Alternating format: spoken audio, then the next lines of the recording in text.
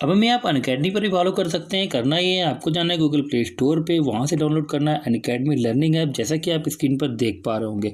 जैसे ही आप इसको डाउनलोड करेंगे, वहाँ पे जाके आपको नाम सर्च करना है अंकित अवस्थी, यानी कि हमारा नाम।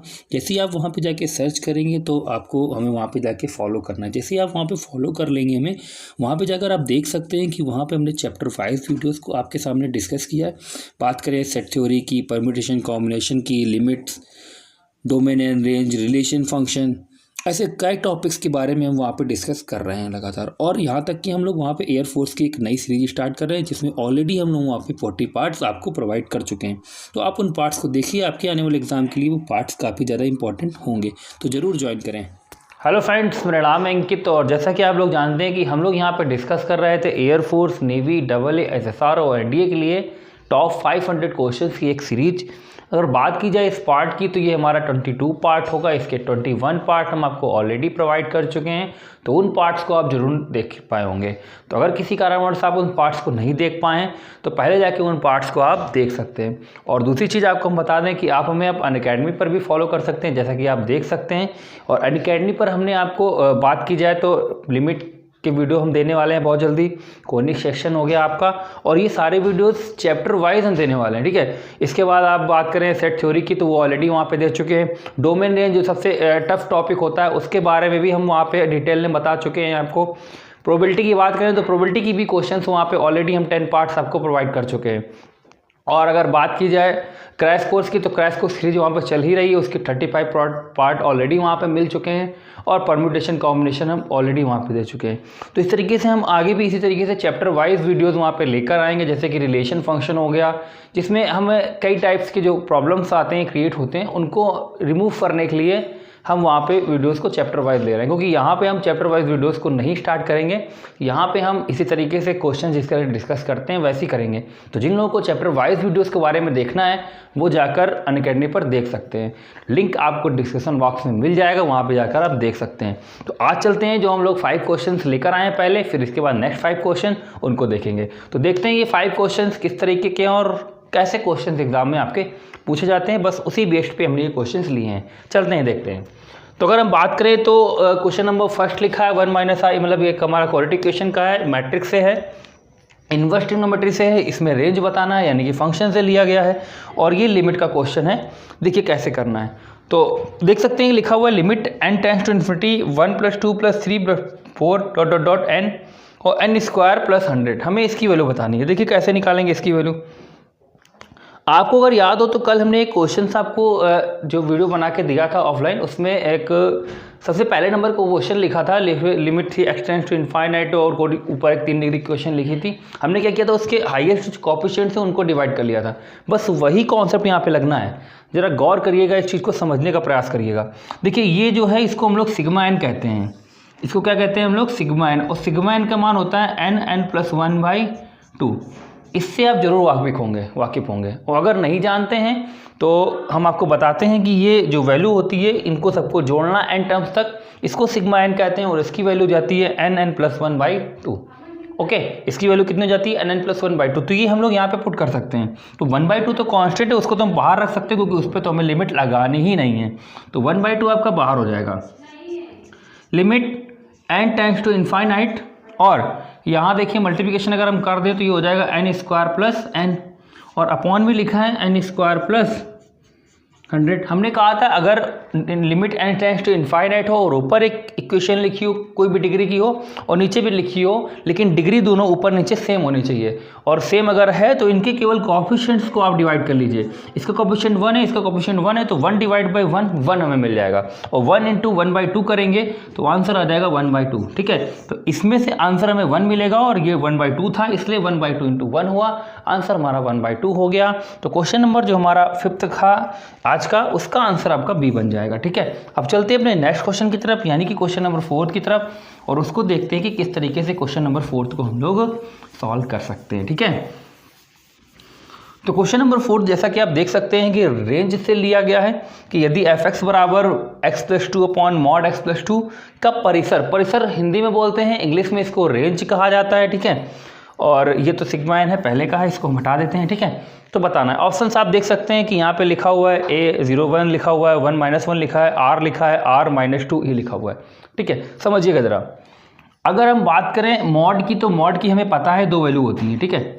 एक आपकी वैल्यू होती है x और एक होती है -x। ये तब होती है जब x ग्रेटर देन 0 होता है और ये तब होती है जब x लेस देन 0 होता है, ठीक है। तो अगर हम यहाँ पे mod x+2 की बात करें, या हम इसको अगर लिखना चाहें तो या तो हम लिखना चाहें तो इसको x+2 लिख सकते हैं, ओके। और या फिर हम क्या लिख सकते हैं इसको x+2 माइनस, यानी कि माइनस का x+2। इन दो कंडीशंस के अलावा तीसरी कंडीशन बन नहीं सकती। तो अगर यहाँ पे आप x+2 रखेंगे तो दोनों कैंसिल हो जाएंगे, 1 आ जाएगा, और इसको रखेंगे तो कैंसिल हो जाएगा, -1 आ जाएगा। तो अगर हम यहाँ पे x की वैल्यू कुछ भी रखें, x y z कुछ भी हम रखते हैं, तो जो वैल्यू हमको यहाँ से मिलेंगी वो केवल दो ही मिल सकती हैं, एक 1 और एक -1। और अगर आप चाहें तो आप अपने मन से कोई भी वैल्यू रख सकते हैं, कोई भी रियल वैल्यू जो आप चाहें। जैसे कि मान लीजिए हमने x की जगह 0 रख दिया, तो 0 रखेंगे तो ऊपर 2, नीचे mod 2, कट के 1 आ जाएगा। बात क्लियर है ना। और अगर इसकी वैल्यू अगर हम माइनस से मान लेते हैं, जैसे इस पूरे की वैल्यू माइनस से भी रखते हैं, तो ऊपर वाले की तो वैल्यू माइनस में आ जाएगी, लेकिन नीचे वाला तो प्लस रहेगा ना भाई। जैसे कि हमने मान लेते हैं हमने x =-5 रख दिया, तो जैसे x -5 रखेंगे तो ऊपर तो -3 आएगा, लेकिन नीचे तो प्लस का 3 आएगा ना, फिर कट के -1 आ जाएगा। तो कुल मिला के जो इसकी वैल्यूज़ निकलेंगी वो केवल दो वैल्यू निकलेंगी, एक 1 और एक -1। तो इसके जो रेंज होंगे वो 1 और -1 ही होंगे, क्योंकि रेंज का मतलब होता है जो हमारा आउटकम होगा, जो हमारा रिजल्ट होगा, ठीक है। तो इसका आंसर आपका 1 -1 हो जाएगा, और ये ऑप्शन नंबर बी में दिया, मतलब ये केवल दो ही वैल्यूज़ देगा, ठीक है। इसका मतलब ये नहीं है कि 1 और -1 के बीच में सारी वैल्यूज़ होंगी, ये करली ब्रैकेट लगा हुआ है, ना कि ओपन और या क्लोज, ठीक है। तो ये करली ब्रैकेट लगा है, इसलिए इससे केवल वैल्यूज़ 1 और -1 ही होंगे, तो यही इसका आंसर बन जाएगा, ओके। तो जरूर आप इस चीज़ को समझ पाओगे, ठीक है। तो आंसर इसका बी जो है वो बिल्कुल राइट आंसर आपका बन जाएगा, ठीक है। चलते हैं अपने नेक्स्ट क्वेश्चन की तरफ, यानी कि क्वेश्चन नंबर 3 की तरफ, और उसको देखते हैं कि कैसे क्वेश्चन नंबर 3 को हम लोग आगे करने वाले हैं, ठीक है। तो क्वेश्चन नंबर 3 आपका जो है ये इनवर्स से लिया गया है, देखते हैं कैसे करते हैं इसको। तो लिखा हुआ है tan inverse 1 - x upon 1 + x is equal to 1/2 tan inverse x, find x। x बताना है हमें, ऑप्शन देख सकते हैं 1√3, 1/√3 एंड नन ऑफ दिस, इनमें से कोई एक आंसर आपका राइट होगा, ठीक है। देखते हैं, देखिए यहाँ पे लिखा है tan inverse x - y upon 1 + xy। तो x - y अपॉन 1 + xy एक फॉर्मूला होता है tan inverse x plus tan inverse y का। अगर ऊपर माइनस होता है तो फॉर्मूला माइनस का होता है, और अगर ऊपर प्लस होता है तो फॉर्मूला प्लस का होता है। लेकिन ऊपर माइनस लगा है तो जाहिर सी बात है फॉर्मूला जो बनेगा वो माइनस का बनेगा। तो tan inverse 1 - tan inverse x is equal to 1/2 tan inverse x, ठीक है। इस tan इनवर्स x को उधर ले जाएंगे तो ये आधा है, आधा में पूरा जुड़ जाएगा तो 3/2 बन जाएगा। tan इनवर्स 1 का मान π/4 होता है, तो π/4 is equal to 3/2 tan inverse x। दो से इस कैंसिल कर सकते हैं तो ये π/2 बन जाएगा, 3 से डिवाइड करेंगे तो tan inverse x is equal to आपका आ जाएगा π/6। तो x इज इक्वल टू आ जाएगा आपका tan 30, और tan 30 का मान सभी लोग जानते हैं 1/√3 होता है। तो आंसर इसका सी होगा, यानी कि 1/√3। क्वेश्चन जरूर आप समझ पाए होंगे, और अगर आप इस चीज़ को नहीं ब्रेक कर पाएंगे तो फिर इस क्वेश्चन को सॉल्व करने में आपको प्रॉब्लम आएगी, ठीक है। बस यहाँ से इसको ब्रेक करना ही आपको आना चाहिए था, तो वो हमने आपको इजीली यहाँ पे बता दिया। तो क्वेश्चन को समझ पाए होंगे। आगे बढ़ते हैं क्वेश्चन नंबर 2 की तरफ, और उसको देखते हैं कि कैसे करना है, ठीक है। तो क्वेश्चन नंबर 2 आप देख सकते हैं कि एक मैट्रिक्स से क्वेश्चन लिखा हुआ है, और 4 ऑप्शन दिए गए हैं इसके, कि ये पूछा गया है कि ये जो क्वेश्चन है ये पूछा इसमें गया है, इसमें से कौन सा आंसर जो है वो आपका राइट आंसर है, यानी कि कौन सी चीज़ जो है वो करेक्ट है, ठीक है। तो पहला ऑप्शन लिखा है सममित आव्यूह, यानी कि जिसको हम इंग्लिश में बोलते हैं सिमेट्रिक मैट्रिक्स। फिर लिखा है समकोणीय आव्यूह, जिसको इंग्लिश में बोलते हैं ऑर्थोगोनल मैट्रिक्स। विकर्ण आव्यूह लिखा है, जिसको इंग्लिश में बोलते हैं डायगोनल मैट्रिक्स। विषम सममित आव्यूह लिखा है, जिसको हम लोग इंग्लिश में बोलते हैं स्क्यू सिमेट्रिक मैट्रिक्स। तो इसमें से कौन सा आंसर आपका करेक्ट होगा ये आपको यहाँ पे बताना है, ठीक है। देखिए एक मैट्रिक्स लिखी हुई है आपके सामने 0 0 0, ठीक है, और इधर सारे एलिमेंट्स लिखे हैं और इधर सारे एलिमेंट। देखिए हमने आपके पहले भी इस तरीके का एग्जांपल लिया है, और हमने आपसे कहा है कि अगर आप बात करें सममित मैट्रिक्स, तो सममित मैट्रिक्स एक ऐसी मैट्रिक्स होती है जिसका जो एक मैट्रिक्स हो उसका अगर हम ट्रांसपोज निकालें वो दोनों चीज़ें बराबर हो जाएं, तो ऐसी मैट्रिक्स को हम लोग सममित मैट्रिक्स कहते हैं। समकोणीय मैट्रिक्स क्या होती है, एक ऐसी मैट्रिक्स जिसका हम लोग ट्रांसपोज निकाल के उसी के साथ मल्टीप्लाई करें और वो आइडेंटिटी मैट्रिक्स आ जाए, तो उसको हम लोग समकोणीय मैट्रिक्स कहते हैं। ये चीज़ें याद रखिएगा, छोटी छोटी चीज़ें हैं लेकिन एग्जाम के लिए काफ़ी महत्वपूर्ण है आपके लिए।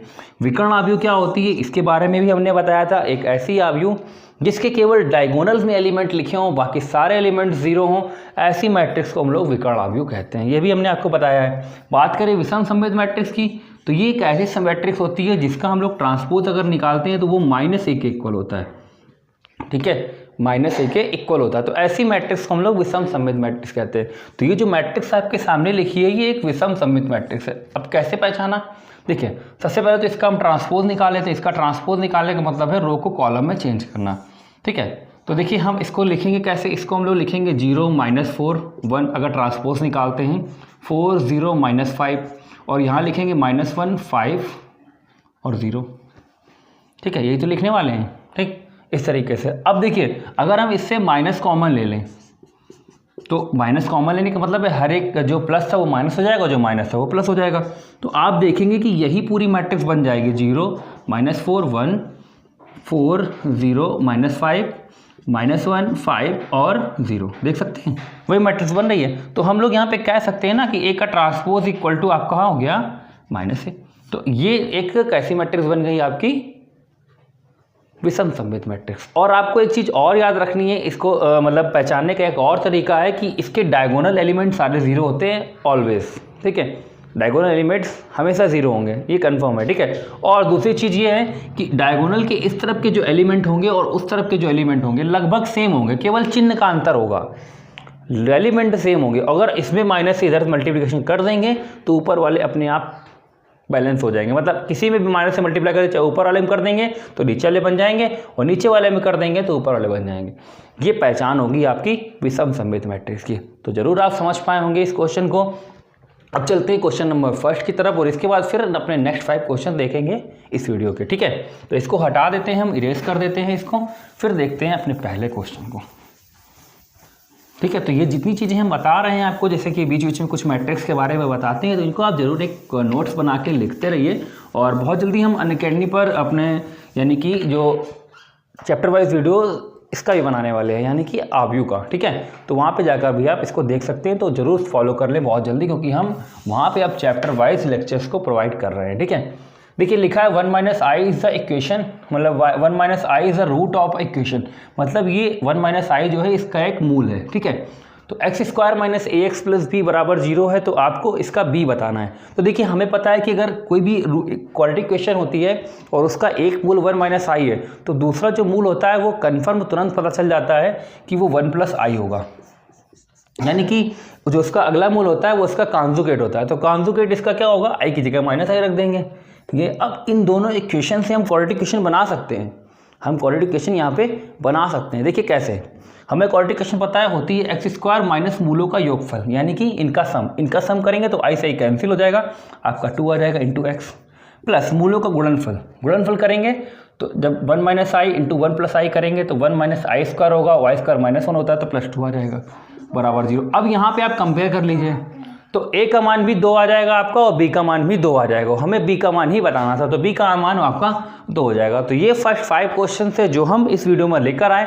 अब चलते हैं अपने नेक्स्ट 5 क्वेश्चन देखते हैं। तो चलते हैं देखते हैं अपने नेक्स्ट 5 क्वेश्चन जो इस पार्ट में लेकर आए हैं उनको किस तरीके से करना है। आप देख सकते हैं कि क्वेश्चंस, पहला क्वेश्चन जो लिखा है वो एप्लीकेशन ऑफ डेरिवेटिव से है, 7 क्वेश्चन आपका इंटीग्रेशन से, 8th क्वेश्चन आपका स्टैटिक्स लिया हुआ है, क्वेश्चन नंबर 9 जो लिया हुआ है ये आपका लिया हुआ है डिफरेंशिएशन से, क्वेश्चन नंबर 10 आपका इंटीग्रेशन से, ठीक है। तो आपके सामने यहाँ पे फिर से 5 क्वेश्चन है, इनका सोल्यूशन आपको निकालना है। तो चलिए देखते हैं कि कैसे करेंगे। स्टार्ट करते हैं सबसे नीचे वाले क्वेश्चन से, यानी कि क्वेश्चन नंबर 10 से। तो क्वेश्चन नंबर 10 लिखा है 0 से 4 sin √x/√x। देखिए अब sin √x/√x का हमें इंटीग्रेशन करना है यहाँ पे।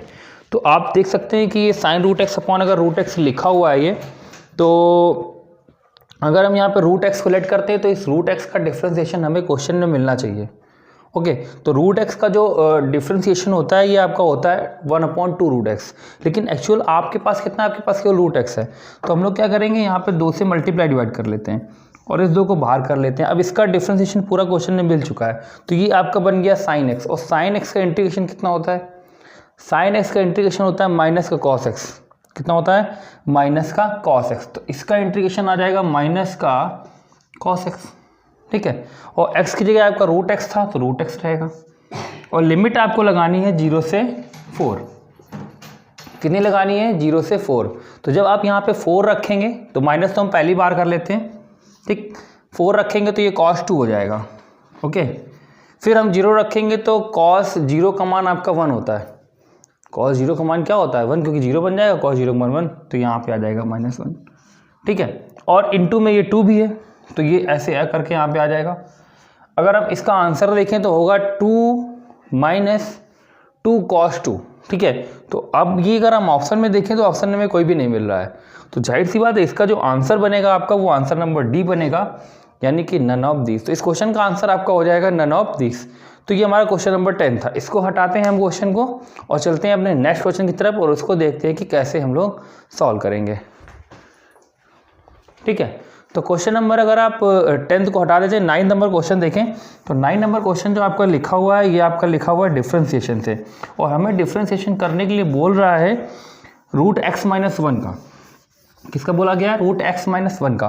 तो रूट एक्स माइनस 1 का हमें डिफ्रेंशिएशन करना है और तब करना है जब x का मान 2 है। तो देखिए हमने आपको पहले ही बताया कि अगर रूट एक्स का आप डायरेक्टली बोल दे कि डिफ्रेंशिएट क्या होगा तो हम नहीं निकाल सकते, क्योंकि जब तक हमें उसकी वैल्यू नहीं पता, क्योंकि हमें पता है कि मॉड एक्स जो होता है उसकी वो 2 वैल्यूज होती हैं, एक होती है प्लस का एक्स और एक होती है माइनस एक्स। या तो फिर हम दोनों आंसर दें, ठीक है, प्लस में भी दें और माइनस में भी दें, तो एग्जैक्ट आंसर हम तभी बता सकते हैं जब हमें वो वैल्यूज़ दे देगा, ठीक है। तो वैल्यूज़ हमें यहाँ पे देनी चाहिए, जैसे कि यहाँ पे दी गई है कि x बराबर 2 के लिए ही हमको यहाँ पे फाइंड आउट करना है, तो हम लोग x बराबर 2 के लिए ये चीज़ निकाल लेंगे, ठीक है।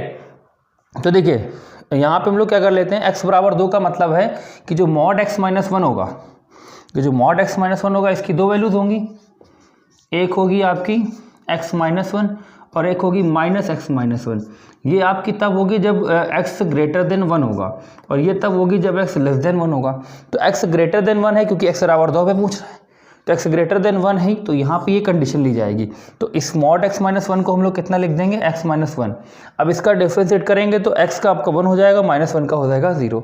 तो आंसर इसका होगा 1, ना कि does not exist. Does not exist तब होता है इसका आंसर अगर डिफ्रेंशिएशन x बराबर 1 पे पूछा जाता, बट यहाँ पे डिफ्रेंशिएट पूछा गया हमको 2 पे, और 2 ग्रेटर है हमारा, तो आंसर इसका हो जाएगा B, ठीक है। तो इस क्वेश्चन का आंसर जो है वो B करेक्ट है, यानी कि 1 करेक्ट होगा, ठीक है। तो अब चलते हैं क्वेश्चन नंबर अपने 8 की तरफ।